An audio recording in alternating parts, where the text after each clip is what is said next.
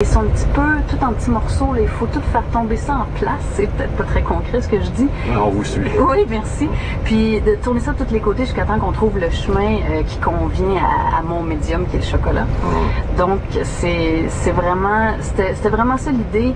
Puis je voulais vraiment aller plus loin dans les sens. Donc oui, il y a le sens du goût, mais comment on pourrait jouer, se permettre de jouer avec le chocolat? Comment on pourrait même avoir l'air fou en disant le nom du chocolat au lieu que ça s'appelle un cerise, c'est un cerise? Comment les filles en boutique qui sont distinguées, bien mises, vont devoir dire « Ben, j'ai le cerise aussi! » Je trouve ça... Tout ça, j'avais envie juste de défaire un petit peu le côté protocolaire puis revenir dans un autre univers. Puis ça, de pouvoir faire ça avec le chocolat, ça me donne le goût de continuer tout le temps. Est-ce que vous êtes une autodidacte, Geneviève? Vraiment. Vraiment, vous avez appris comme ça, là, sur le temps? Oui, on pourrait dire ça comme ça. J'ai appris chez moi. J'ai quand même fait des stages, des cours avec des maîtres chocolatiers pour avoir une base.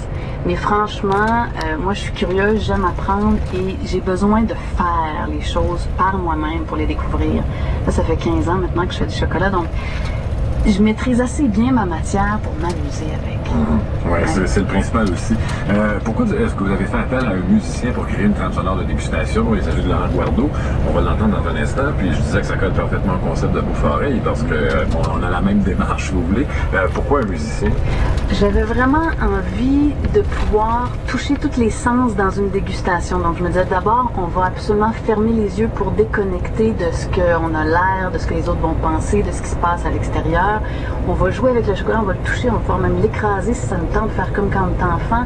On va pouvoir être accompagné dans toutes ces expériences-là par une trame qui nous ramène complètement ailleurs, qui est peut-être plus une bande sonore en fait. C'est ce que j'avais demandé à Laurent. Je lui avais dit, regarde, j'ai besoin d'une bande sonore qui va nous ramener dans l'enfance. Puis pas quelque chose de trop facile, je sais pas comment nommer mieux ça. Là.